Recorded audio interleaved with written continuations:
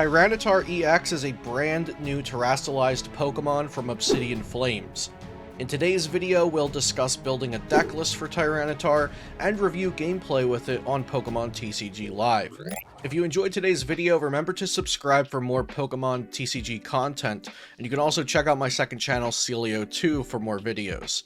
If you'd like to support my channel, you can do so by using code Celio at PotownStore.com when shopping for Pokemon TCG Live code cards, or use my affiliate links for Dragon Shield sleeves, my favorite card sleeves to use, and Into the AM apparel, comfortable and passionate clothing. If you'd like to support further, you can become a Manaphy member using my link, which will directly support me, and I also offer Pokemon TCG coaching through Manaphy. Coupon codes and affiliate links are in the description down below. Tyranitar EX has 340 HP, and I was tempted to take advantage of this with cards capable of healing Tyranitar, like Cheryl or Emergency Jelly, but I decided to work on making my deck list actually function. I decided to go with a 4-2-3 line of Tyranitar and its pre-evolutions, along with 3 Boost Shake and 3 Rare Candy. I played several games without the Boost Shakes and saw many turn 1 scenarios where Boost Shake would be incredible to evolve into Pupitar and get a head start, but Rare Candy is still very important, so I am playing 3 of those as well. As you can see, most of the deck either draws cards, searches for cards, or helps my Tyranitar EX evolve as soon as possible. Even with this consistency-focused approach, Tyranitar EX will still suffer from the deck space and setup time required to play Stage 2 Pokemon. Let's jump into some gameplay, and I'll discuss other cards I'd consider for the deck at the end. Game 1, the opponent is going first with a Cramorant start. They have a Battle VIP Pass to get 2 Comfies down, and they then attach a Psychic Energy to their Comfy and pass, instead of attaching active and retreat. So definitely a misplay right off the rip from our opponents, but you can't really expect everybody to be on their A game when you're just playing on the Pokemon TCG Live ladder. I'll use Battle VIP Pass to get myself a Bidoof and a Larvitar. We definitely want those Larvitars because they are going to hopefully become a big strong Tyranitar EX one day. Mew Celebration Mysterious Tail for the Ultra Ball, Attached Energy, and pass. So maybe the opponent had misclicked last turn and meant to use a switch card, but ended their turn. I'm not really sure what happened there. So they now reveal that they are playing a Giratina V-Star Lost Zone deck. And we do have Choice Belt in our hand, so Tyranitar EX can hit a maximum of 250 before damage modifiers, and with that Choice Belt can reach 280, so hopefully we can make some one-hit knockouts happen on Giratina Vs and V-Stars this match. Mysterious Tail is going to find a Rare Candy, and I already have Ultra Ball, and so I could go ahead and get a Tyranitar EX down right away. I could also get a Bibarel. It's a hard decision because Bibarel will be consistent card draw throughout the game, but if I get Tyranitar here, I can actually start taking prize cards. And I do have a pretty big hand of cards that I don't all want to play down right now, especially with that Rare Candy not being playable if I get the Bibarel instead of the Tyranitar, so I do Ultra Ball for the Tyranitar EX, and now I have an Escape Rope. They'll probably send up a Comfy, and I'll just take a quick knockout with the Tyranitar here. And they don't have a lot of cards in the Lost Zone, so I am not afraid of a Star Requiem next turn. The problem is my hand is really, really poor right now. All I have is this Gengar, so it's a hard decision. Do I go for the Candy into my main attacker and start taking knockouts, or do I get Bibarel and draw like 2 cards with Bibarel and hope that it gets me some cards that I can use this turn, but it'll be more consistent draw over the course of the game? So I did go with the aggressive option and the less conservative option, definitely, and let's see how that pays off for me. So our opponent establishes a Giratina V-Star and then plays Escape Rope. And that means they're not going to be attacking with Giratina V-Star this turn, it looks like. Path to the Peak does not affect my deck. And then they're going to Spit Innocently and knock out our Larvitar. That's fine, because I get to send up Mew with Mysterious Tail. Now, let's see what we can make of this. I top deck Bibarel. That is huge. Can I get this Gengar into the discard pile to activate its ability, get damage on my bench, and then knock out the Giratina V-Star? All I need to make that happen is an Ultra Ball, and I hit the Ultra Ball off of Mysterious Tail. So I can get rid of this Gengar and one other card, and I don't really necessarily need anything with this Ultra Ball. The most important part was discarding that Gengar, so now I can activate its ability from the discard pile. So we'll activate the Netherworld Gate. That puts damage on Gengar, and that activates the extra damage from Tyranitar EX, and we can use Lightning Revenge for the knockout. Unfortunate for our opponent, they did not have an extra Giratina V established, so I'd imagine they're going to want to try to get 2 Giratina Vs down this turn.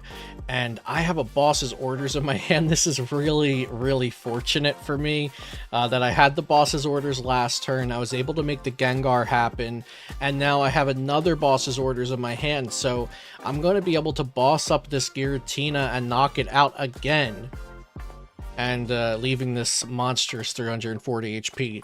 Lightning EX Tyranitar in the active position. Switch cart into Comfy. It looks like they are trying to set up a Moonlight Shuriken play, which I don't really mind happening here. The best play for them would be to take out my Gengar so that I don't have any Pokemon with damage on them on the bench any longer. But they're actually just going to take out Mew and Larvitar, leave the Gengar there, but I'm still I would still be knocking out... No, I wouldn't be knocking out their Giratina V if they knocked out the Gengar, so... But then I could just replace the Gengar from discard back to bench, so it doesn't matter anyway. So, yeah, they made probably the right decision there by knocking out the Larvitar and Mew, because I could just replace the Gengar back onto the bench. And I have the boss, bring up the Giratina, knock it out with Lightning Revenge. Sorry about that mistake about Gengar. Not used to playing with Netherworld Gate, and once you think it through, it's like, oh, okay, it gets knocked out, you just bring it back.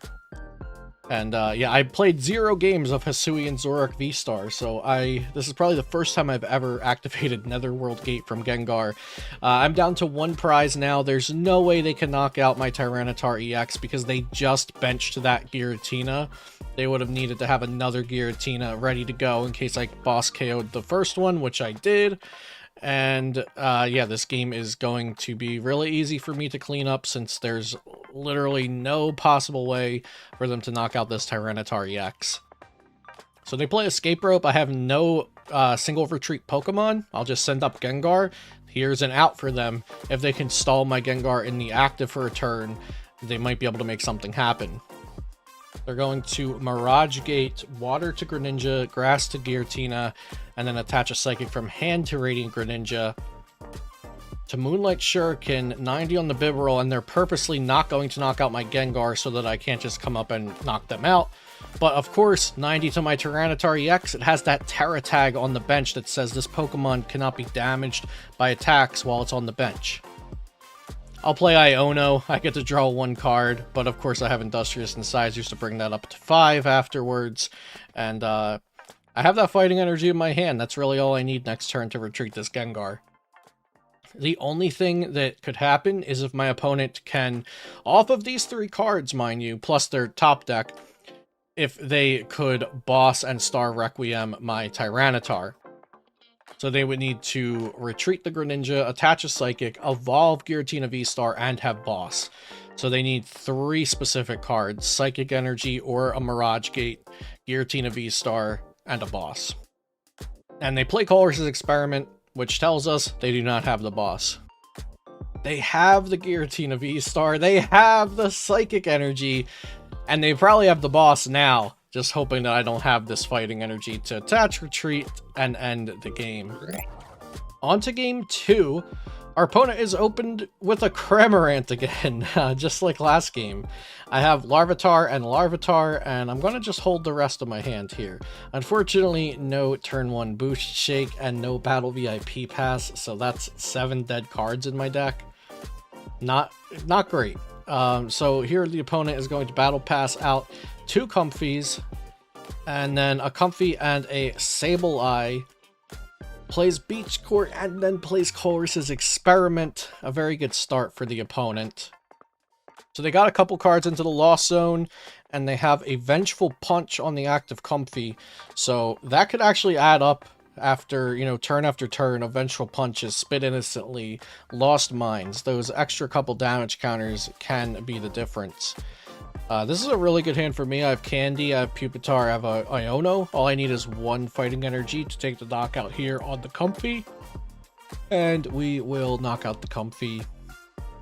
And of course take 40 damage from the Vengeful Punch, discard the top 2 cards of my deck from the Mountain Hurl effect. And we actually grab another Tyranitar EX off the prizes. Over the course of this game, I monitor how many Pokemon I put on my bench, because I don't want them sniping smaller Pokemon. And most of the game was boring, so I skipped through some of it. It's really just boss up a Sableye, knock out a Cramorant, maybe play an Iono, a boss, or a research each turn, while trying to limit my bench from things that Sableye can take advantage of. Unfortunately, on that last turn there, the opponent played a Hawlucha to put the Tyranitar at exactly 120 HP left, and they're able to knock it out with Lost Mind, going to even prizes, 3-3. Now in this hand, this is our first sighting of the Radiant Charizard in this match, and now they'll be able to swing 250 damage into my Tyranitar EX, putting it at 290 damage, 50 HP remaining, and that is going to make it very hard for me to be able to bench anything else, because then they'll be able to just clean up with Lost Mine on my Tyranitar EX and on whatever other Pokemon I bench. So, the Vengeful Punches are going to win them the game here. It mattered on the first Tyranitar that hit into a Vengeful Punch. The plus 40 made it have perfect Lost Mind math at the end after also adding in that Hawlucha's damage ping. And now this Tyranitar at 40 will take another 250 from the Charizard and leave itself with 50 HP remaining. In this game, I really wished that I had included a Radiant Serena or some other way of healing into the deck. Now, unfortunately here, I won't be able to even knock out that Radiant Charizard unless I can get a Gengar into the discard pile and then onto my bench, because the Lightning Rampage is only doing 150 here. So I can bench the Larvitar, but it won't matter too much because they'll just knock out my Tyranitar EX plus the Larvitar if they can attack with Sableye. So Lightning Rampage for 150, and they have the Switch cart, so they'll use Lost Mine to put 50 on the active and 70 on the bench. Perfect math there to knock out both the Tyranitar EX and the 70 HP Larvitar. It was looking strong for us in the beginning, but the deck kind of fizzled out. Here we are up against Arceus, and I get to demonstrate the Boost Shake going into Pupitar on turn 1. So next turn we won't even need a Rare Candy to make our Tyranitar EX happen on turn 2, which would be excellent. There's an Iono. The only card that we really needed out of that hand was a Fighting Energy. I'm sure we'll be able to find another one. Actually, I'm not so sure anymore. This hand looks a lot worse than the Iono, but it was what I was going to draw into off of the Iono anyway. It was the next top 6 cards. But yeah, I really wanted to have that Fighting Energy to attach so that I could use Lightning Rampage.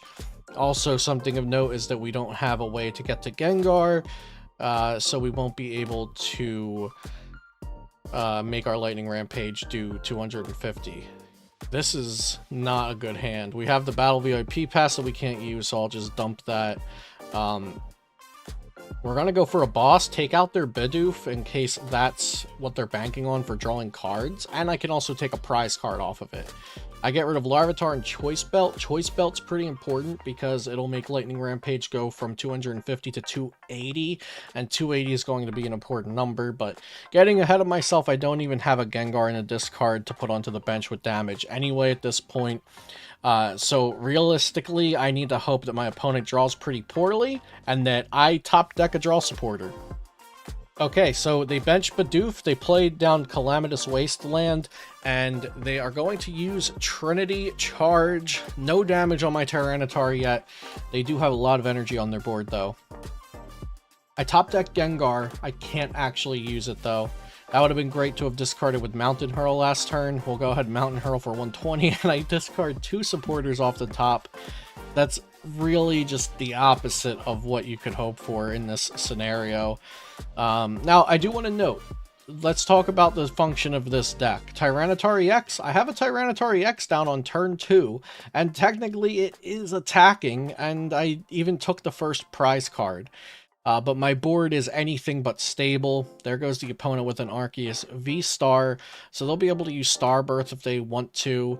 Maybe start attacking with the Aggron V or Aggron V Max, but they're just going to attach another double turbo and swing 160 and get 1 more Metal Energy onto the Aggron V. They're going to conserve that V-Star power and bank on me not being able to knock them out this turn. Let's see what I can get. So we do get another fighting energy, but none of my benched Pokemon are damaged, so we still will just be hitting for 150, and I also don't have a Choice Belt. We milled that off the top, and so I'll be leaving this Arceus with just 10 HP. Really, really not good. You know, this deck does show potential here. Like, if I was swinging 280 on turn 2, and being able to do that consistently, that would be a different story, but we are doing none of that. Nothing of the sort. I have this Tyranitar EX, I have the Pupitar, I have 1 energy on both, and now I also have this Raihan. The Raihan might be able to help me out. So they're going to retreat, discarding both double turbos due to Temple of Sinnoh, and they are going to KO this Tyranitar EX with Trinity Nova. I top deck Ultra Ball, but I can't really use it because I need this Raihan. So what I could do if I wanted to is I could grab that Gengar and then Ultra Ball the Manaphy and the Gengar away for Tyranitar EX, but I'll still be 10 damage short because I don't have a Choice Belt. So swing 250 into that Arceus V-Star, and this Aggron is not going to knock me out. Even with the 2 damage from the Radiant Alakazam. So now that'll do 300, and I have 20 on me already. The opponent is using Starbirth, and let's see what they Starbirth for. They got a Choice Belt, but that is not going to take the knockout because my Tyranitar is not a V Pokemon. So they'll leave Tyranitar with 20 HP remaining, and I get an Iono off the top. I will be able to knock out this Aggron, but I can't get any more Larvitar set up this turn. My hand is pretty dead. If only that was a Larvitar instead of a Bidoof, I would have some hope here because I do have Candy and Energy. There's another Rare Candy, but no Larvitar, no Tyranitar, so it doesn't really matter. So the opponent needs to hit a double Turbo Energy and a Stadium to remove Temple of Sinnoh. If they don't, I could actually win this game here. Even though I've had a horrendous start, I barely played cards. I've just been using whatever I can out of my hand, milling supporter cards. There's the double turbo, and there's the Calamitous Wasteland. Going to knock out my Tyranitar EX, and then there's really not a lot more that I could do in this game. I just have Gengar and Bidoof. Let's see what the top deck is. It's an Ultra Ball. Is there any sort of hope here because of Ultra Ball?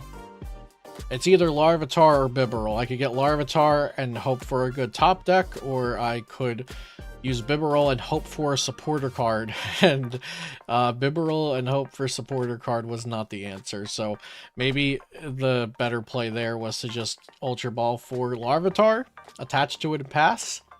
see what the opponent does. Maybe they don't have the boss. But this looks like the writing is on the walls. They're going to knock out my active Gengar. I'll promote the Bibarel. And there's a choice belt that I needed a million turns ago. I could draw one card here with Industrious Incisors. It's an Iono. I can play the Iono, put them down to one card. Do I get Temple of Sinnoh? Do I get anything? No. And yeah, that's a GG. The featured gameplay probably left you feeling underwhelmed, but I hope you also saw the potential that Tyranitar EX has. The first thing I want to talk about here is Tyranitar's HP and ways we could take advantage of that. We currently don't have a Radiant Pokemon in this list, so I've considered filling that slot with Radiant Serena, which could come in handy against Sablei's Lost Mine, and also just lend some general healing for Tyranitar. Other healing cards you could try include Cheryl, Emergency Jelly, Cook, Lucky Ice Pop, and Garganackle. Not necessarily a healing card, but I'd also consider full Face Guard to mitigate damage dealt to Tyranitar. Gengar is in the deck for its Netherworld Gate ability, but Lucario could also fill that role of putting damage counters on the bench while being a backup attacker as well. Luminous Energy could be slotted into the deck pretty seamlessly if you want an option for attacking with Gengar, but I omitted the Luminous Energy since I included Temple of Sinnoh as a good stadium against Lugia and Mew. Finally, looking ahead to Scarlet and Violet 151, possibly the best chance for Tyranitar's relevancy is Dodrio, which will offer damage counter placement on your bench and card draw both at the same time.